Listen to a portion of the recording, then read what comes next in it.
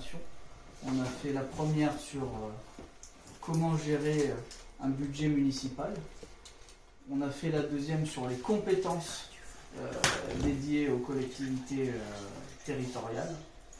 Et ce soir, on a le troisième cycle de formation. Et Chantal voulait bien axer sur ça, sur le rôle social de l'habitat participatif. Donc le sujet est important parce que Montpellier, qui est confronté à une croissance démographique importante, subit quand même une grave crise du logement, avec d'un côté le logement qui répond à un besoin social fondamental, qui est en droit aussi, et celui d'avoir un logis pour soi et pour sa famille. Et de l'autre, il y a une autre considération du logement, qui est le logement comme un actif pour les propriétaires, comme un bien à usage spéculatif. Et donc, on est dans une crise du logement avec une flambée des prix de l'immobilier, une flambée des prix du loyer, une crise foncière aussi avec une urbanisation qui s'étend, et une partie de la population se retrouve piégée, incapable d'acheter ou même de louer. Et donc on voit que les demandes de logement social explosent, avec des délais d'attente qui sont de plusieurs mois, mais souvent à Montpellier plusieurs années. On entend des gens 5-6 ans qu'ils attendent pour avoir un logement, et pendant ces 5-6 ans, ils ont leur famille, les enfants, plus à ça s'ajoutent les situations d'urgence, les situations où des gens perdent leur logement et se retrouvent dans des situations de grande précarité. Et voilà, et le logement, c'est faut dire que le logement, c'est quand même le premier droit, un des premiers droits des êtres humains. Et donc ce soir, du coup, on a fait venir Frédéric Joson, qui est de AFAB. Alors, c'est quoi la structuration, comment on peut appeler ça? C'est pas une association. C'est une coopérative. Une coopérative, voilà, AFAB, et je parle sous ton contrôle, mais qui accompagne depuis plusieurs années les projets d'habitat participatif, des projets d'habitat coopératif dans toute l'Occitanie. C'est ça. C'est ça. Et donc toi, tu es plutôt spécialisé sur la construction durable, et tu travailles sur la qualité environnementale des projets. Je fais ça, je n'ai pas consulté avant, donc je parle sous son contrôle. Et tu animes aussi un réseau, j'ai fait mes petites recherches, tu animes un réseau de sociétaires et de coopératives d'habitants. Oui, Aussi. Aussi. Bon, ça va, tu vas nous expliquer ça. Donc voilà, comme d'habitude, il y a la présentation, il y a le support. Le support, après, on le met sur la boucle de formation. On essaye d'avoir un temps de questions-réponses et d'échanges. C'est pas une conférence, c'est une petite formation. Donc il y a peut-être des questions qui vont fuser pendant ta présentation, si ça te va. Et puis après, un temps de convivialité, comme d'habitude, pour échanger de manière un peu plus informelle. Je te cède la parole. Bienvenue dans le local du Parti de gauche avec que des insoumis. Voilà. D'accord, merci beaucoup. Bonsoir. Bonsoir. Bon, j'ai un peu l'impression, je suis un peu intimidé là. Donc effectivement, moi j'accompagne des projets participatifs, donc des projets collectifs, des projets qui émanent de citoyens depuis maintenant plus d'une douzaine d'années. Et j'ai la chance d'habiter un de ces projets-là. C'est pour ça d'ailleurs que je suis ici, parce qu'en fait je suis un voisin de Chantal. C'est comme ça que... Chantal. Donc voilà, Chantal. Chantal, c'est où Voilà, bonjour.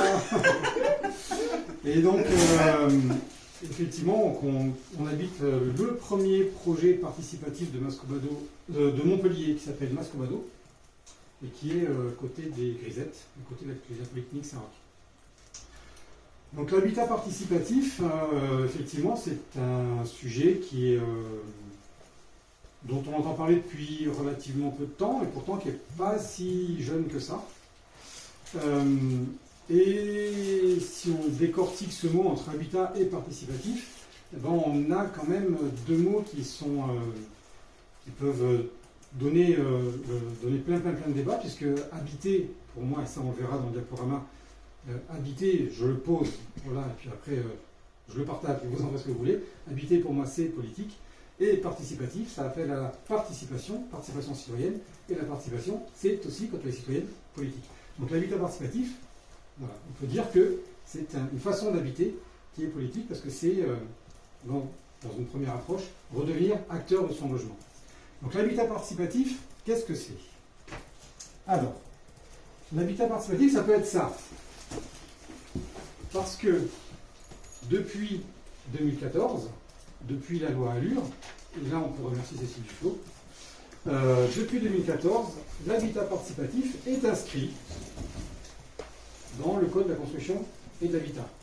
Avant, la notion même d'habitat participatif n'existait pas dans la loi. Et aujourd'hui, ça fait partie d'une loi, la loi qu'on appelle la loi Allure, qui a été promulguée en 2014. Donc l'habitat participatif, ça peut être ça, c'est un côté très juridique, parce qu'il s'agit de faire des opérations immobilières. Donc, qui dit opération immobilière dit de toute façon structuration juridique pour monter l'opération, forcément. Ça peut être ça. Mais, et ça, la loi, je ne vous la lis pas parce que c'est quand même assez barbant, ça peut aussi être ça. Et ça, c'est quand même beaucoup plus sympa. Parce que ça, c'est tout le côté, justement, citoyen, participatif, festif, le côté créateur de liens, le côté rencontre entre personnes, entre êtres humains. Et ça, c'est vraiment ce qui est le plus important. Au-delà du juridique, c'est ce qui est quand même le plus important, c'est le résultat, c'est ce que ça apporte, c'est ce que ça amène. Et l'habitat participatif, c'est réellement un mode d'habiter qui va favoriser la création de liens et qui va permettre de s'affranchir de ces peurs qu'on a, de ces peurs du voisin, de ces peurs d'aller discuter avec l'inconnu, puisque en fait, dans un habitat participatif, les valeurs de base, c'est aller vers l'autre, se rencontrer et s'ouvrir sur le quartier ou le territoire. C'est ce que je retrouve, moi, dans ma vie d'accompagnateur, c'est ce que je retrouve dans 100% des projets, cette envie d'aller voir les autres, en fait, pas forcément que ses voisins, pas de créer des communautés fermées, mais envie de s'ouvrir à l'autre. Donc ça, c'est le côté sympa de l'habitat participatif. Donc l'habitat participatif, au final, qu'est-ce que c'est? On peut le résumer à quelque chose de simple, un lieu créé par ses habitants, pour ses habitants. Et c'est là où la notion d'opération immobilière participative prend tout son sens. C'est là où en fait on renverse le jeu d'acteurs, on renverse les cartes, parce que pour faire une opération immobilière, il ne faut pas se leurrer, on a besoin des acteurs existants. On a besoin des promoteurs, on a besoin des bailleurs sociaux, on a besoin des collectivités, on a besoin des banques, on a besoin des juristes, on a besoin de tout le monde, tous les acteurs d'une opération immobilière. Par contre, là où les promoteurs et les autres producteurs, on appelle producteurs de logements, comme si le logement était un bien de consommation classique, en fait, c'est là où, pour moi, il y a vraiment un problème dans la définition. Aujourd'hui, on consomme du logement parce qu'on produit du logement. En fait, le logement, ça ne se consomme pas. Ça, j'y reviendrai.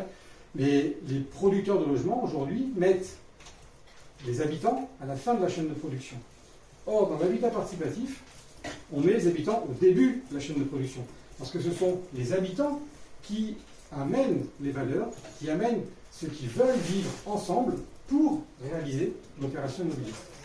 Et donc, dans les habitats participatifs, l'architecture, l'organisation des espaces, la façon dont l'habitat est défini, designé, est déterminé par les valeurs des futurs habitants. Et par ce que les habitants veulent faire dans leur lieu. Il y a des lieux qui sont essentiellement de l'habitat, il y a des lieux qui mixent habitat et activité. Dans les activités, il peut y avoir activités de soins, de bien-être, il peut y avoir des tiers-lieux, il peut y avoir des activités d'accueil, il peut y avoir des activités, plein d'activités. L'habitat participatif, ça peut être à la ville comme à la campagne, ça peut être à 5 comme ça peut être à 25, famille, foyer, pas personne, hein. Famille, donc appartement, logement. Voilà, ça peut prendre plein de tailles différentes, plein de formes différentes, mais à chaque fois, le design et l'organisation est fait par les futurs habitants pour eux-mêmes, en fait. Et c'est là où c'est vachement intéressant. Parce que c'est là où, en fait, on apporte tout ce qu'on veut mettre dans notre futur lieu de vie. Et on redevient réellement acteur de notre lieu de vie. C'est un lieu où, effectivement, où les futurs habitants, pour faire ça, pour faire une opération immobilière comme ça, pour tous ensemble arriver à construire une opération, un bâtiment, ben, il faut coopérer.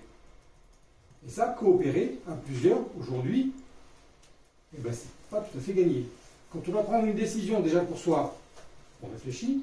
Quand on est à deux dans le couple, déjà, un cas sur deux, c'est un divorce. Et quand on est à 3, 4, 5, 12, alors là, ça devient carrément compliqué. D'accord ? Et pourtant, là où on habite, on a 30 adultes, une dizaine d'enfants, on a pris des décisions ensemble et on a réussi à construire 2 bâtiments collectifs en ville, à Montpellier, qui totalisent 23 logements. Donc il faut arriver à coopérer. Et ça, c'est fondamental. Retrouver cette notion de coopération, c'est le b.a.-ba, mais pas que de l'habitat participatif, en fait, c'est le b.a.-ba de tout projet où il faut faire ensemble. À partir du moment où on veut faire ensemble, il faut coopérer, ça c'est sûr et certain. Et il faut coopérer notamment pour prendre des décisions. Parce qu'une opération immobilière, c'est, entre autres, une suite ininterrompue de décisions à prendre. Où est-ce qu'on va habiter? Comment est-ce qu'on va financer? Combien de logements? Qui on va prendre comme voisin avec nous? Quelle hauteur? La couleur des murs? Est-ce qu'on fait une piscine ou pas? Ah non, c'est pas éthique les piscines, c'est là. Voilà. Qui on va prendre comme voisin avec nous? Quelle hauteur? La couleur des murs? Est-ce qu'on fait une piscine ou pas? Ah non, c'est pas éthique les piscines, c'est là. Voilà. On parle pas de piscine. Crise d'eau, on est dans le sud, on parle pas de piscine. Par contre, est-ce qu'on fait 2 chambres, 3 chambres, 4 chambres d'amis? Est-ce qu'on fait une seule commune? Est-ce qu'on a... Ce n'est qu'une suite de décisions. Ben, ces décisions, il faut arriver à les prendre ensemble. Ben, il y a des mécanismes qui permettent de prendre des décisions et qui ne s'appuient pas sur le vote. Parce que le vote crée toujours une minorité qui, à la fin de la minorité, de frustration. Et quand une personne se retrouve 2, 3, 4 fois dans la minorité, ben forcément, derrière, elle abandonne le projet et qu'elle ne soit pas écoutée. Donc on a d'autres moyens qui ne passent pas par le vote et qui permettent à tout le monde de s'exprimer pour être écouté. Et ça relance la coopération. Et ces modes de prise de décision permettent aussi, à un moment donné, que chacune des personnes se décentre et ne décide pas, enfin, dans tous les cas, que la décision qui est prise ne soit pas uniquement guidée pour elle-même, pour son avis personnel, pour son confort personnel, mais chaque décision est prise pour faire avancer le projet. Parce que donc là, je ne sais pas, il n'y a plus d'image ici, je ne sais pas attendez, mais... Ah, pardon. Il y a plus de... Non, non, tu es en petit, là, c'est pour ça. D'accord. J'attends juste que quelqu'un vienne arriver, ça essaye. Oui. Et voilà. Voilà. Donc ça, c'est vraiment des choses qui sont importantes. Donc, la coopération, et je ne sais plus du tout où j'en étais du coup. Je me suis arrêté trop longtemps, mon idée est partie. Donc ceux qui prennent des notes, j'en étais où? C'était sur les techniques de vote. Sur les techniques de vote. C'est de prise de décision, hop, pas parce qu'on se décentre, tout à fait, parce qu'on se décentre. Et en fait, l'objectif, c'est de se décentrer et de ne plus prendre des décisions pour soi, mais de prendre des décisions pour le projet, pour que le projet avance. Parce que là, on se retrouve, en tant que porteur de projet, on se retrouve tous ensemble pour faire avancer un projet. D'accord? Et on n'est plus juste, je veux habiter moi pour moi, mais c'est, on veut habiter tous ensemble. D'accord? Et donc là, le fait de se décentrer et de prendre des décisions pour le faire avancer le projet, ben, ça permet d'avoir complètement une nouvelle posture. Et ce décentrement-là, il est vraiment, c'est une expérience très enrichissante et irréversible après. Donc, dans la notion de nouvelle posture, il n'y a pas uniquement cette posture de décentrage par rapport aux prises de décision, mais il y a aussi une nouvelle posture d'acteur. Et cette posture d'acteur, c'est ce qu'on appelle dans l'habitat le fait de devenir maître d'ouvrage. Quand on fait une opération immobilière, il y a quelques mots techniques. Les maîtres d'ouvrage, c'est ceux qui commandent le bâtiment. Les maîtres d'œuvre, c'est ceux qui dessinent le bâtiment. Et les entreprises qui exécutent les travaux. Voilà. Et donc là, en fait, aujourd'hui, la maîtrise d'ouvrage est en fait uniquement tenue par des professionnels. Et les maîtres d'ouvrage, aujourd'hui, sont les promoteurs et les bailleurs sociaux. Pour les bâtiments publics, ce sont les collectivités, bien sûr. Quand une mairie fait construire un gymnase ou une salle des fêtes, elle est maître d'ouvrage. Mais pour l'habitat, quand la mairie ne porte pas elle-même ses propres logements sociaux, ce qui peut arriver dans les petites collectivités, en fait, les maîtres d'ouvrage sont les bailleurs et les promoteurs immobiliers. Et l'habitant n'est plus maître d'ouvrage, sauf dans le cas où il fait construire sa maison pour lui-même dans un lotissement en bordure des villes. Et ça, c'est tout ce soir, parce que le lotissement, est-ce que c'est une bonne ou une mauvaise chose? On pourrait encore en discuter très longtemps. Donc, comme les habitants deviennent maîtres d'ouvrage, eh bien, il faut qu'ils comprennent, il faut que les habitants comprennent, et donc montent en compétence, pour qu'ils puissent comprendre comment ça se déroule. D'accord? Et donc là, vous allez voir, petit à petit, au fur et à mesure des diapos, vous allez voir combien, en fait, l'habitat participatif est émancipateur, Parce que réaliser une opération immobilière, devenir acteur, ça veut dire comprendre. Et comprendre, c'est décider. Et quand on décide, ça veut dire que on devient souverain et on redevient acteur, d'accord, de son lieu de vie. Donc, dans ce qu'il y a à comprendre, il y a notamment les enjeux financiers, parce qu'une opération immobilière, ça coûte cher. Moi, j'ai l'habitude de travailler avec des millions. En dessous du million, je ne connais pas. Donc, c'est forcément minimum 1 million. Je suis souvent sur les opérations 8, 10, 12, 20 logements. Donc, ça fait quand même des grosses opérations. Il y a des enjeux techniques, parce que construire de l'habitat, c'est technique. Donc, il faut aussi monter en compétence dans la technicité. Et même si on n'est pas là pour devenir architecte, même si on n'est pas là pour devenir banquier, et on le verra, on n'est pas là pour devenir non plus juriste ou avocat. Mais malgré tout, il faut dialoguer avec ces gens-là.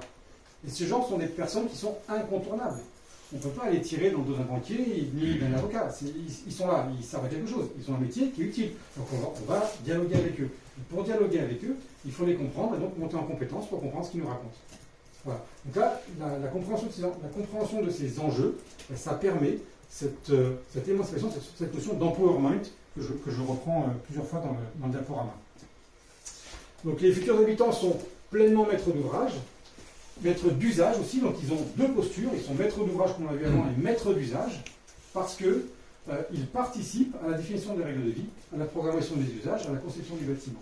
Donc là on est vraiment sur deux rôles fondamentaux, et donc ces deux rôles sont reliés, ils sont plus séparés, le maître d'ouvrage et maître d'usage, donc on réunit les deux, et c'est au final complètement logique, puisque en fait la personne qui définit l'organisation des lieux est aussi la personne qui va y habiter.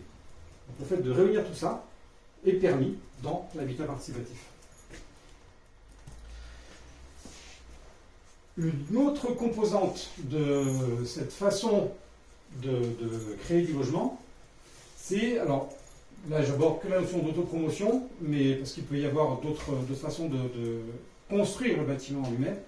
Là la notion d'autopromotion, c'est les habitants vont aller jusqu'à eux-mêmes, donc ils vont pousser le rôle de maître d'ouvrage assez loin pour eux-mêmes choisir leurs entreprises et eux-mêmes suivre le chantier. Donc ça demande encore un niveau supérieur, encore des compétences vraiment des compétences acquises encore supérieures, parce que suivre un chantier pendant 12 mois, 18 mois, c'est quelque chose d'intense. Il faut y être tout le temps, il faut vraiment vérifier que tout se passe bien, il faut être sûr que les murs sont bien faits, que tout est droit, qu'il n'y a pas de problème, qu'il n'y a pas de façon, tout. Donc là, c'est vraiment un gros boulot. Mais beaucoup de collectifs sont, en tout cas, endossent le rôle de maîtrise d'ouvrage jusqu'à faire de l'autopromotion complète, c'est-à-dire à gérer eux-mêmes de bout en bout 100% de l'opération, de la programmation jusqu'à la construction du bâtiment. Voire même, et ça il ne faut pas confondre autopromotion et autoconstruction, voire même faire de l'autoconstruction. Donc ça, moi je connais quelques collectifs comme ça qui se sont lancés dans l'autoconstruction. Ça c'est pas toujours bien fini. Hein. Bon voilà, l'autoconstruction, c'est vraiment, là c'est l'étape, c'est les warriors. Hein. C'est vraiment ceux qui vont vraiment très loin. Dans certains cas, ça se passe très bien. Dans d'autres, ça demande un tel effort qu'à la fin du chantier, au bout de 24 mois de chantier intense, ils sont lessivés tous. Et là, quand il faut reprendre pied et emménager, là ça devient vraiment un peu plus touchy. Voilà. Mais voilà, dans tous les cas, ce qui est vraiment intéressant, c'est que les habitants ont cette possibilité d'assumer le rôle de maître d'ouvrage jusqu'à la construction du bâtiment. Et là, il y a par exemple une belle, très belle réalisation à côté du ZES, qui s'appelle Gécologie, en coopérative d'habitants, où les habitants, et pour une grande majorité des dames seules à la retraite, vous imaginez le truc, ont été leurs propres maîtres d'ouvrage de bout en bout, et ont fait de l'autopromotion, et ont construit plus de 11 logements, une grosse douzaine de logements, à côté du ZES. Et donc, ce n'était pas de l'autoconstruction, c'était vraiment de l'autopromotion, mais elles ont suivi le chantier, elles ont fait appel d'entreprise, avec une personne qui les a quand même aidées, mais voilà, c'est vraiment elles qui ont tout suivi. C'est vraiment super. Voilà, et donc on en arrive quand on prend, en fait, quand on regarde toutes ces montées en compétences, quand on regarde tout ce qui est nécessaire pour endosser vraiment le rôle de maître d'ouvrage et aller au bout de son habitat participatif, son opération, eh bien, il y a besoin d'avoir une grosse, ce qu'on appelle l'empowerment, l'encapacitation, j'ai mis en français, l'encapacitation des habitants. Donc ça, c'est quelque chose qui revient tout au long de toutes les années de l'habitat participatif. parce que les habitants vont tout définir, et à travers la programmation, donc la programmation c'est le gros cahier des charges, donc c'est vraiment tout début de l'opération. La programmation, c'est là où on définit toutes les fonctions, c'est là où on définit comment c'est arrangé, c'est là où on définit la qualité environnementale, c'est là où on définit le montage juridique, c'est vraiment tout le gros cahier des charges qu'on remet en partie à l'architecte, et c'est grâce à ce programme que l'architecte va arriver à dessiner les volumes et à organiser tous les lieux, tous les logements, les espaces communs entre eux, en fonction de ce qu'on définit les habitants. Donc il y a organisation des fonctions, organisation des espaces et des logements, sensibilisation aux sujets techniques comme l'urbanisme, parce qu'il faut tenir compte des règles d'urbanisme. Et les règles d'urbanisme en soi, elles peuvent paraître super contraignantes, mais n'empêche qu'elles sont là pour une bonne raison. Quand un quartier est un quartier qui date du Moyen-Âge, eh qu'il est classé, il est classé. On ne va pas faire un ovni en plein milieu. Voilà, donc il y a un moment donné, il y a des règles d'urbanisme qui sont quand même là, et ça peut être intéressant de se mettre dans ce cadre-là pour arriver à jouer avec les contraintes et à faire des beaux bâtiments. Dans la partie en capacitation des habitants, il y a aussi la prise en main d'outils. Et donc là, c'est pareil, hop, on monte en compétence et on prend en main les outils financiers, les outils de communication, les outils de partage de documents. Donc là, on est sur une autonomisation totale du citoyen, vraiment. Et là, en particulier sur les outils de communication et partage de documents, alors un de mes rôles qui n'a pas... Il y a longtemps, dans une autre vie, j'étais informaticien, mais aujourd'hui, je milite pour les outils libres. Et donc, c'est pareil. En fait, le fait de passer avec des outils libres pour communiquer et partager des documents, ça permet aussi de s'affranchir de tout un système propriétaire qui se sert de nos données personnelles, etc. Mais bon, c'est pas le sujet. Voilà. Donc aussi, outils libres pour travailler et monter en compétences et monter en conscience sur les impacts qui ont chaque outil qu'on utilise. Donc il y a des procédures et des méthodes qui sont à réaliser, donc celles qui sont à créer. Chaque groupe crée ses procédures et ses méthodes. Donc il y a des procédures d'inclusion et de sortie, parce que dans un projet, on ne peut pas y arriver en étant prisonnier sans jamais pouvoir sortir. Donc il y a des procédures d'inclusion pour savoir si on est bien ensemble, et puis les procédures de sortie, pour à un moment donné, on peut avoir un décès, un divorce, une mutation professionnelle, peu importe, ou juste seulement avoir envie de partir. Là, c'est important de pouvoir sortir du projet. Des procédures de prise de décision, donc là j'en reviens à ce que j'ai dit tout à l'heure, c'est fondamental de pouvoir prendre des décisions sans avoir recours au vote, et du respect du cadre de sécurité. Là, c'est pour que tout le monde puisse se sentir en sécurité et puisse s'exprimer sans craindre les jugements, les ricanements, sans craindre les prises de parole, forcer les autres personnes, sans craindre de se voir couper la parole, etc. Tout ça, c'est écrit ensemble dans un document qu'on appelle cadre de sécurité et qu'on affiche à chaque fois qu'il y a une réunion, et on s'engage à respecter ce cadre de sécurité. Ça fait des réunions vachement apaisées. Quand chacun s'écoute, qu'on parle doucement, qu'on n'a pas besoin de crier et qu'on ne se fait pas couper la parole, quel confort! On ne ressort pas avec une tête grosse comme ça, et quand on prend une décision, on peut la prendre rapidement et de façon posée. Ça, c'est super. Et puis en termes de méthode, il faut choisir son architecte, il faut apprendre à animer les réunions, il faut apprendre à gérer des conflits, parce que on n'est pas dans les bisounours, donc il y a des conflits, forcément, il y a des conflits, il y a des accords, on n'a pas toujours la même vision sur certains sujets, et donc il faut se mettre d'accord. Et le principe, c'est d'acquérir tous les outils pour gérer ces désaccords avant qu'ils s'enveniment, justement. Et le principe, c'est de prendre un désaccord. En fait, c'est quoi un désaccord ou un conflit? C'est en fait deux visions différentes sur un même sujet, et si on prend le meilleur des deux visions, on arrive à une décision qui est encore meilleure. Donc c'est ça, en fait, gérer les conflits, c'est arriver à prendre le meilleur de tout ce qui se passe. Et ça, c'est en partie lié aussi avec la prise de décision, puisque dans le cas des tours de table, en fait, on prend le meilleur des réflexions qu'il peut y avoir autour de la décision à prendre. Et puis voilà, il faut ranger, trier, stocker, archiver les données, mais ça, c'est quand on a fait tout le reste et qu'on en arrive là, on a déjà gagné beaucoup de choses. Alors, avec tout ça, voilà, j'étais un petit peu vite, mais pour en arriver au cœur du sujet, le rôle social et politique de l'habitat participatif. Est-ce qu'il y en a un? Moi, je pense, avec ce que je viens de vous dire, que par essence, l'habitat participatif, c'est effectivement, ça a un rôle social et politique. Et ça, mais c'est inné à la démarche. Parce que dans la partie sociale, c'est l'envie de partager, l'envie de rencontrer, l'envie de s'ouvrir. Dans la partie politique, c'est comment habiter autrement. Comment habiter en prenant des décisions ensemble, en se recréant dans la mini-communauté, en fait, une petite vie de village gérée complètement différemment, avec ses propres lois et ses propres règles, mais de tout insérer quand même dans une dans un tissu qui existe déjà. D'accord ? Donc là, pour moi, le rôle social et politique de l'habitat participatif, c'est important, surtout que dans beaucoup de projets, alors, voilà, voilà, oui, ce que j'ai dit tout à l'heure, oui, et pour moi, habiter, c'est politique, et puis je le pose là. Car habiter ne devrait pas seulement se résumer à consommer du logement, ça c'est sûr, et ça devrait habiter, pour moi, c'est habiter un lieu, c'est y mettre de la vie.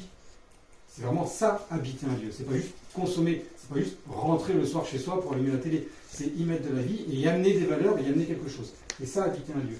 Et donc là, l'habitat participatif permet ça.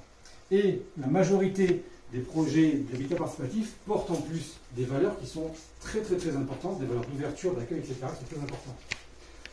Donc, les habitants ne subissent plus leur logement, ils le choisissent, ils deviennent acteurs, ils définissent leur futur mode de vie, ils participent à la vie du territoire. Tout ça, pour moi, ça fait des rôles, ça donne un rôle social à chaque habitant de l'habitat participatif. À partir du moment où on participe à la vie du territoire, où on définit là où on veut vivre, etc., on a un rôle social. D'autant plus quand on est ouvert sur les autres. Parce que les habitats participatifs ont des valeurs fortes, des valeurs fondatrices, comme par exemple la mixité générationnelle, qui permet d'accueillir toutes les générations, et donc d'accueillir aussi nos aînés, et de permettre aux personnes les plus fragiles et les plus âgées de rester le plus longtemps possible chez elles, d'éviter d'aller à l'EHPAD. Ça, c'est vachement important. Aujourd'hui, alors, je vais avoir une parole hyper simpliste, au moment où je vais dire un truc très con, l'État se désengage de tout, voilà, bon, ça y est, ça c'est dit, ben, effectivement, il faut que tout soit repris par les citoyens, parce qu'il n'y a plus rien qui existe en termes de structure, notamment le social. Alors, en termes de social, l'État fait un petit peu tout la poubelle, hein, donc ben, tout doit être repris par les habitants. Et là, il y a des nouveaux réseaux qui sont en train de se recréer, notamment le réseau APA, Habitat Autogéré Partagé, qui est un réseau qui permet de créer des lieux d'accueil pour les personnes les plus démunies, les plus fragiles, les personnes âgées, les personnes handicapées, les personnes avec troubles autistiques, etc. Là, il y a des réseaux des réseaux citoyens qui sont en train de se créer, qui sont vraiment qui sont là pour pallier au manque qu'il y a, et qui sont vraiment hyper actifs. L'habitat participatif reprend une partie de ces valeurs-là et permet l'accueil de ces personnes fragiles. La mixité sociale, ça aussi, c'est un point qui est important. Parce que jusque-là, j'ai quand même eu un discours assez facile. Ouais, on fait des grosses opérations immobilières, on est entre nous, c'est tranquille. Moi, je compte en millions, tout ça, bon, ok. Mais, est-ce que ça veut dire que c'est ouvert à tout le monde ? Ben ça, c'est pas évident. Et ça, c'est vraiment la partie la plus dure, la plus critique, la partie avec laquelle on se bat au quotidien quand on accompagne un projet comme ça. C'est-à-dire que oui, on aimerait que le logement soit gratuit pour tout le monde. Mais c'est pas possible. Et c'est pas possible pourquoi ? Parce que pour produire ou pour créer du logement, il faut payer des personnes. Et ces personnes-là ne vont pas le vivre gratuitement non plus. Donc un logement, ça a un coût. Et ce coût-là, il faut le comprendre. Et il est logique, ce coût. Payer les entreprises comme il faut, et pas au lance-pierre, pour qu'une entreprise, tous les 6 mois, fasse un dépôt de bilan et se recrée à nouveau avec des dettes ou des machins, ça, c'est pas possible en fait. Et c'est un petit peu vers ça que tendent les promoteurs aujourd'hui. En pressurisant, pour faire plus de marge, en pressurisant l'entreprise, en fait, ils participent à la liquidation de beaucoup de boîtes. Mais voilà, donc là, le principe, c'est reconnaître le prix, le vrai prix de chacun, tout en acceptant de pouvoir loger le plus de monde possible. Comment on fait ? Ça, c'est l'équation qui n'est pas tout à fait facile, il faut rentrer des ronds dans les carrés, c'est pas simple. Il y a des moyens qui permettent de s'en approcher, en faisant, par exemple, comme on a fait à Mascovado, des partenariats avec des bailleurs sociaux, où là, à Mascovado, il y a, sur les 23 logements, il y en a 5 qui sont détenus par un bailleur social. Et donc là, on peut mettre des gens qui sont dans les valeurs, qui sont dans le projet, et c'est des loyers qui sont vraiment très bas, c'est des loyers sociaux. D'accord ? Donc ça peut être un moyen. Le deuxième moyen, ça peut être créer des coopératives d'habitants.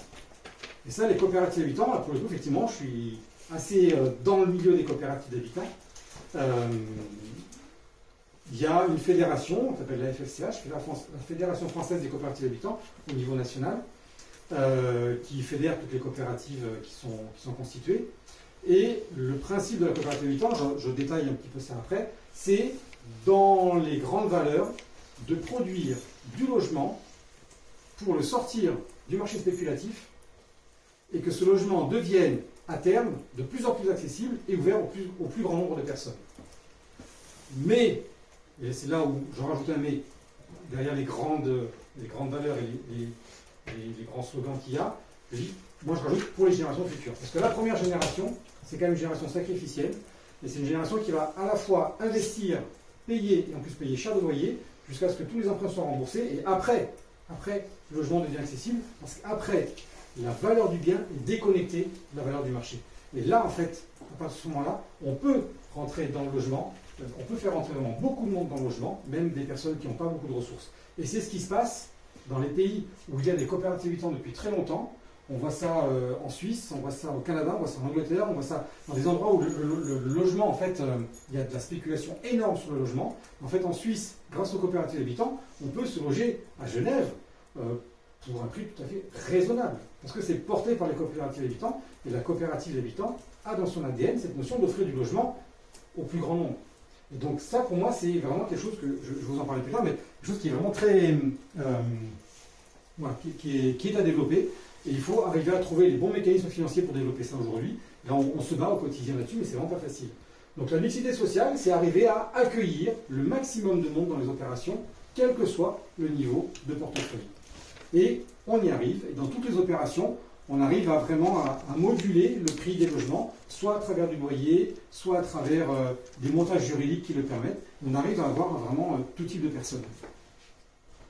Et là, il y a quelque chose qui est quand même assez important, c'est que là-dedans, on mélange propriétaire et locataire, et ça, c'est pas du tout gagné. Hein, parce que mélanger propriétaire et locataire, aujourd'hui, ça n'existe pas dans la promotion immobilière. C'est d'un côté les pauvres qui sont en location, de l'autre côté les riches qui sont en propriété, et surtout, on ne se mélange pas, parce que ça fait frotter, et du coup, ça ne marche pas, parce que les locataires, ils ne savent pas se tenir.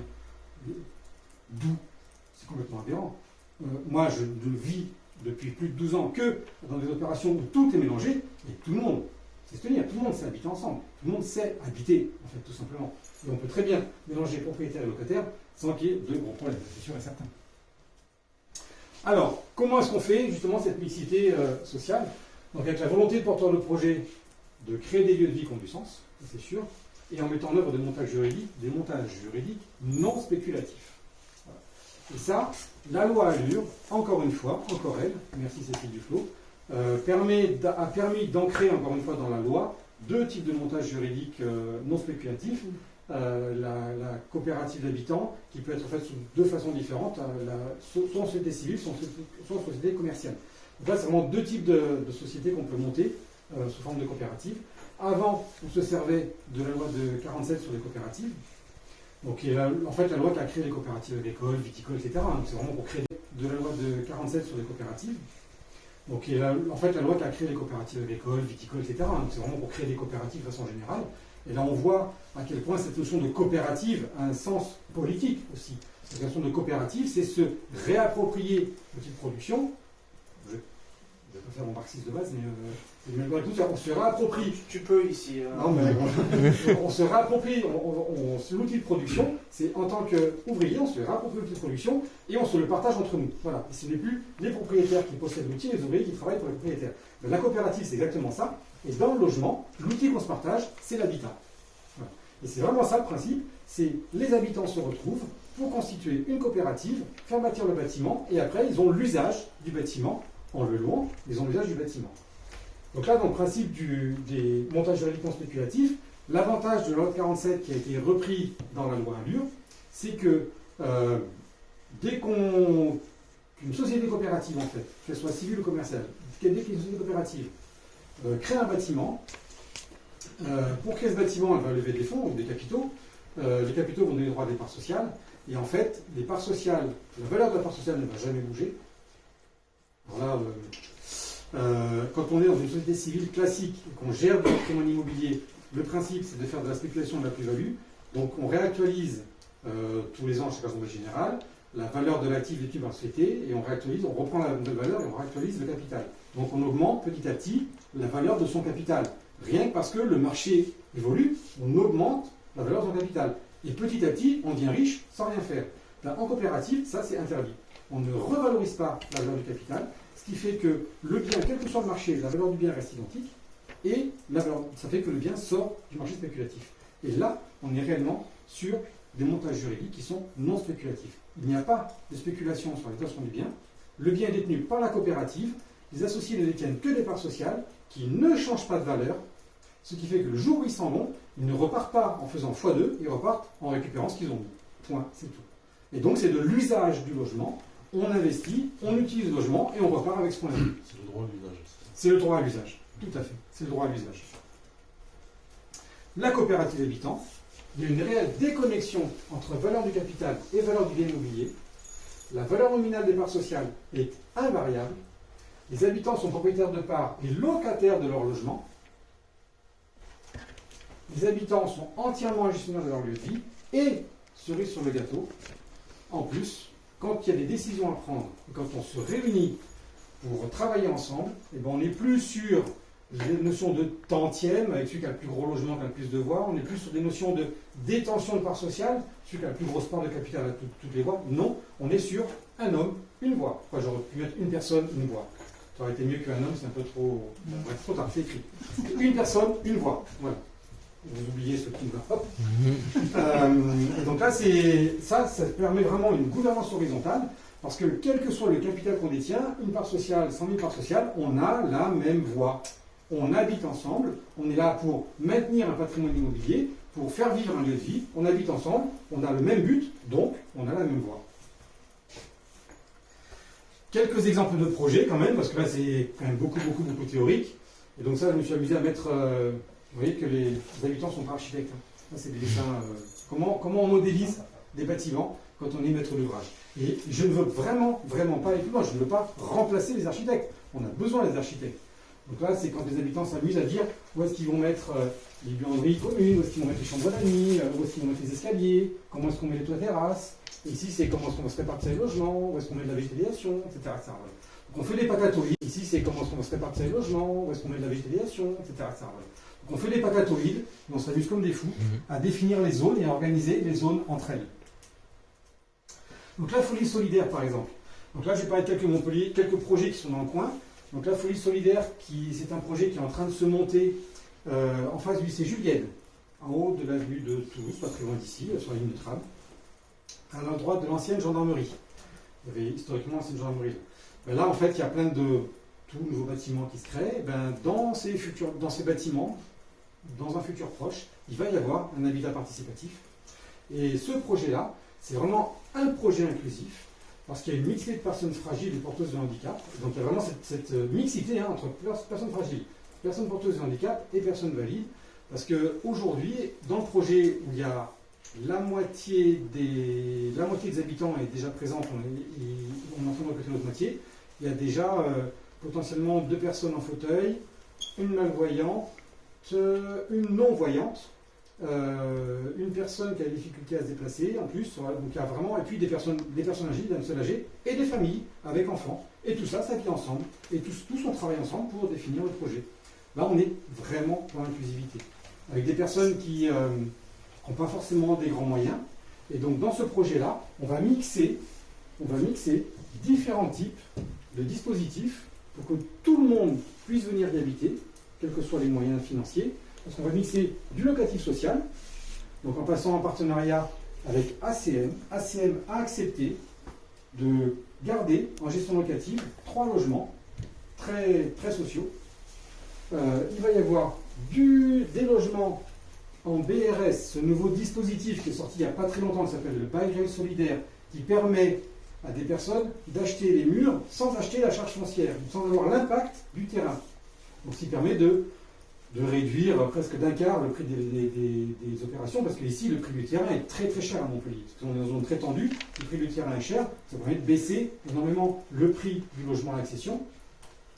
Donc ça, le bail réel solidaire, en fait, c'est un bail qui est passé, un bail qui se finit jamais, en fait, un bail infini, parce que le terrain, il est loué à une fraction résiduelle très faible, et la personne achète les murs. Et ça, c'est vachement bien. Pourquoi? Parce que quand la personne revend, comme le terrain il est loué, hein, dans mon bail réel solidaire, il y a bail, le terrain il est loué à un office de foncier solidaire. Et là, l'office de foncier solidaire, en l'occurrence, c'est la métropole de Montpellier qui l'a fait. Mais quoi qu'il arrive, l'office de foncier solidaire est là pour veiller au prix de vente. Et l'office de foncier solidaire, quand une personne qui a acheté en BRS veut revendre son logement, plafonne le prix de revente. Ce qui veut dire que là aussi, on est sur un montage anti-spéculatif, on est sur un montage, puisqu'il y a des aides de l'État, puisqu'il y a une TVA à 5,5 et pas à 20%, puisqu'il n'y a pas d'achat du terrain et que c'est l'Office de foncier solidaire qui, lui, amortit le terrain sur 60 ans, sur des périodes très très longues, en fait, l'Office de foncier solidaire a le droit de caper le prix de revente, et donc on est sur des mécanismes antispéculatifs. Et là, on n'est plus sur les anciens mécanismes qu'il y avait avant, qui permettaient d'avoir des super cadeaux fiscaux pendant 10 ans, et après, une fois qu'on avait habité pendant 10 ans le logement, on pouvait avoir le prix qu'on voulait. Là, c'est plus le cas. Là, le cadeau fiscal, il se maintient dans le temps, et on ne peut plus faire de grosses plus-values sur le type de dispositif. Et ça, c'est pour moi une grande avancée. Il y a la coopérative d'habitants, donc il y aura 3 logements locatifs sociaux, 10 logements avec les dispositifs BRS, 8 logements en coopérative d'habitants, donc là, ça qui seront en locatif, pour le coup, parce qu'on est locataire de coopérative d'habitants, et 3 logements en vente directe, parce que, comme dans la plupart de ces dispositifs, en fait, on est soumis à des plafonds de revenus, c'est bien parce que ça permet aux moins fortunés de se loger, mais il y a un mais, on n'est pas tous pas fortunés. Il y a des personnes aussi aisées qui veulent venir habiter dans des projets comme ça, et on ne va pas les exclure non plus. Hein. On intègre les plus pauvres, mais on ne jette pas les plus riches. Là, on a besoin des sous de tout le monde pour les aides, surtout des sous. On a besoin de sous, en fait, globalement. Donc, on a aussi des logements, ce qu'on appelle en VFA, donc en accession directe, où là, qui sont complètement déplafonnés et qui sont au prix du marché. Voilà. Donc ça, sur ce projet-là, on a essayé de tout mixer pour tout faire rentrer et être le plus inclusif possible. Et une des grandes valeurs, donc en plus de l'accessibilité, parce que ce collectif a passé une convention avec le CLCPH, qui est le comité de liaison qui s'occupe de toutes les maladies handicapantes et les maladies chroniques sur Montpellier, qui participe notamment à tout le public, notamment les voies de tram, etc., pour l'accessibilité. Le collectif a passé une convention avec le CLCPH pour travailler sur tout ce qui est accessibilité et aller au-delà de la norme PMR qui est dans l'architecture, vraiment travailler l'accessibilité au sens très très large. Et donc en plus de cette valeur-là, il y a l'ouverture sur le quartier, là, de la norme PMR qui est dans l'architecture, vraiment travailler l'accessibilité au sens très très large. Et donc en plus de cette valeur-là, il y a l'ouverture sur le quartier, parce qu'il y a déjà plein de choses qui ont été faites, le collectif a déjà pris plein de pistes et plein de contacts sur le quartier où il s'installer, pour justement pouvoir être inclus dans le tissu associatif ou d'activités qui existent déjà. Combien de logements en accession directe? 3. Ça fait 24 au total, si je ne me suis pas trompé. Ensuite, le hameau des Rosiers. Alors, ça aussi, c'est un projet inclusif. C'est un projet qui se passe à Saint-Laurent-la-Vernelle, à côté d'Uzès. Ils en sont à la phase, un peu comme la folie solidaire, en fait. Ils viennent de choisir leurs architectes, ils en sont à la phase début de la conception. Et là, c'est un projet qui est très très en lien, justement, avec le fameux réseau APA, dont je parlais tout à l'heure. Le réseau qui est là, qui est créé spécialement pour accueillir les personnes les plus fragiles, handicapées ou les personnes âgées. Et donc, la volonté de ce projet-là, c'est de faire un projet de 17 logements, 11 réservés pour des personnes fragiles, handicapées ou âgées, pas complètement dépendantes, parce qu'on ne peut pas se substituer à un établissement médicalisé. Donc c'est des personnes qui ont quand même une certaine autonomie, mais qui sont malgré tout fragiles et qui ont besoin d'aide. Et 6 logements pour des familles et des personnes valides, voilà. Je ne veux pas dire des personnes normales, parce que handicapé n'est pas anormal, mais je ne sais pas comment dire autrement, des personnes valides et puis des personnes fragiles et handicapées. Donc là, c'est dans l'ADN des valeurs, c'est cette inclusivité-là, avec un montage juridique innovant, puisque là, on se destine aujourd'hui plutôt à être ce projet sera porté par une association, parce qu'en fait, le terrain sera acquis par un fonds de dotation. Le fonds de dotation étant un montage, enfin une structure qui permet de recueillir des dons, des legs, etc. Donc avec ces dons et ces legs, on acquiert le terrain. Et le fonds de dotation fait un bail amphithéotique avec l'association pendant 99 ans, il le loue à pas cher. Donc, si on peut faire l'euro symbolique, on fait l'euro symbolique. Et l'association n'aura qu'à construire les bâtiments sur le terrain possédé par le fonds de dotation. C'est un montage aussi qui est assez innovant, qu'on ne retrouve vraiment pas partout. Et en termes de valeurs, on a donc les valeurs d'accueil, d'inclusion, des différences, en relation avec tous les partenaires du territoire, parce qu'évidemment, ce projet-là a déjà pris énormément de contacts avec tous les partenaires du territoire, y compris les partenaires privés, comme des partenaires publics, comme les citoyens, sur tous les villages alentours. Bon, il y a besoin pour ces projets-là d'être en relation avec les collectivités, avec la Comcom, avec le département, pour tout ce qui est services sociaux, etc., avec les associations locales aussi, c'est important pour venir faire des activités sur le lieu, avec l'EHPAD. Il y a a un EHPAD qui a à côté, ça s'appelle l'EHPAD des Six dans le village à côté. En fait, là, il y a des liens qui sont faits et l'EHPAD fera aussi des... Il y aura une notion de EHPAD hors des murs, donc EHPAD à l'extérieur, pour venir apporter certains soins aussi aux personnes les plus fragiles.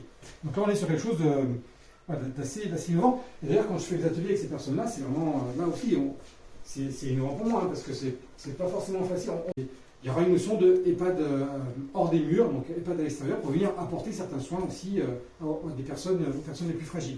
Donc là, on est sur quelque chose d'assez innovant. Et d'ailleurs, quand je fais des ateliers avec ces personnes-là, c'est vraiment, là aussi, c'est innovant pour moi, hein, parce que c'est pas forcément facile. Dans tous les cas, moi, c'est dans ma pratique professionnelle, vraiment, ça me permet de changer et d'évoluer et de m'ouvrir aussi, parce qu'on ne travaille pas pareil avec un groupe de jeunes trentenaires et puis des personnes complètement à la retraite handicapées. Vraiment, la posture, même pour moi, est vraiment très très différente et c'est super enrichissant.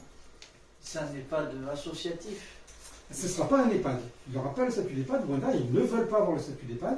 C'est un habitat participatif, mais qui est ouvert aux personnes les plus fragiles et qui, en partenariat avec l'EHPAD d'à côté, pourra de temps en temps, l'EHPAD pourra venir apporter du soin ou apporter de l'activité. Et l'EHPAD d'à côté, c'est un EHPAD associatif? Ah, l'EHPAD d'à côté? Bon, l'EHPAD d'à côté, c'est pas un EHPAD associatif, pas du tout. C'est pas un EHPAD alors, pas à ma connaissance. C'est un EHPAD qui a été fondé par, comment ça s'appelle, c'est un truc religieux, mais je ne crois pas que ce soit associatif. Il ne me semble pas. Je ne peux pas le garantir.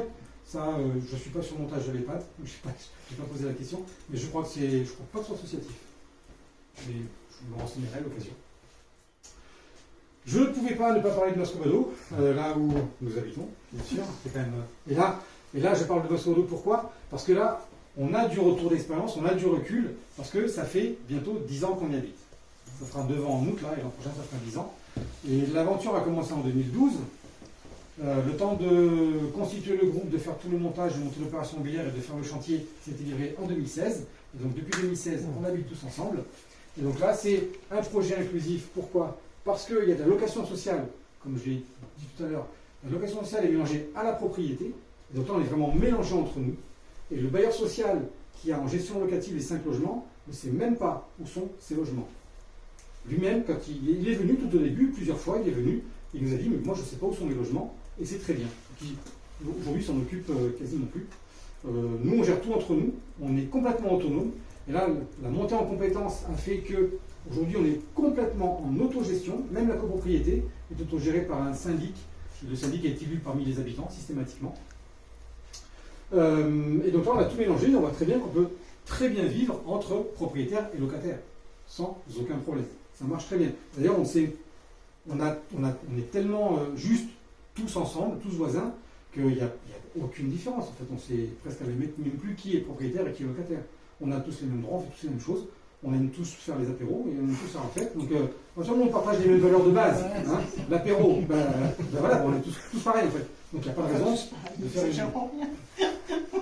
faire une grande différence entre nous. Le montage juridique était innovant à l'époque, parce que depuis c'est un montage qui a été dupliqué, mais à l'époque c'était très innovant, de faire un montage avec un bailleur social pour ouvrir à une plus grande diversité de foyers. Ça s'était jamais fait. C'était la première opération de cette ampleur-là, sur 23 logements, où il y avait un bailleur social qui a gardé 5 logements, et puis le reste devenu le reste en accession. Ça a été la première opération, et depuis ça s'est pas mal dupliqué. Et les valeurs, c'est un projet qui est ouvert sur le quartier. Parce qu'en fait, il y a beaucoup de... Alors, à la fois, on ouvre notre salle commune pour que les structures viennent se réunir chez nous, et en même temps, les habitants de Mascobado sortent pour aller participer à différentes associations aussi. On participe au café asso local de la Tendresse, qui est à côté. On fait de l'accueil solidaire de personnes en situation d'exil. Alors, on s'ouvre. Il y a le jardin partagé qui vient se réunir. Comme Chantal fait, beaucoup de personnes de Mascobado font partie de l'association du jardin partagé. Donc, il y a des liens qui se tissent avec le quartier, comme ça, qui font que petit à petit, Mascobado a trouvé sa place. Et ça change vraiment, ça a changé parce que quand on est arrivé au départ, il y avait des personnes qui passaient sur le trottoir comme ça, et quand quelqu'un le savait, ils disaient non, t'arrêtes pas, c'est une secte, t'arrêtes pas, viens. Aujourd'hui, on n'a plus cette image de secte, on est juste des habitants du quartier, normaux, voilà, parce que justement, on a été ouvert, et puis on a été à la rencontre de l'autre, et du coup, voilà, ça a interrogé. On ouvre nos portes très régulièrement, on fait plusieurs visites, moi je fais au moins une fois par mois, j'organise une visite, il y a des gens qui viennent visiter Mascobado. On fait 2 à 3 fois par an des visites plus grosses destinées à des groupes. Donc voilà, ça s'ouvre petit à petit, on ouvre au quartier. Ça nous est même arrivé de faire des grosses fêtes, carrément en invitant les gens du quartier, ceux qui voulaient. Voilà, pour dire qu'on était normaux en fait, on était comme ça. Et quelques petites slides quand même pour faire de la pub sur la structure de l'habitat. Alors c'est pas de la pub pour moi, mais c'est l'habitat participatif au niveau national, comment c'est structuré. Et bien, il y a en gros Habitat Participatif France, qui est une sorte de fédération de tous ces projets-là, qui accueille à la fois des citoyens et des professionnels.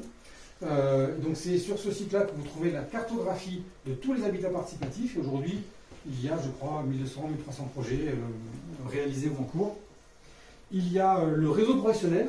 Ça, c'est le RAP, c'est tous les professionnels d'habitat participatif se retrouvent dans ce réseau-là pour accompagner des projets.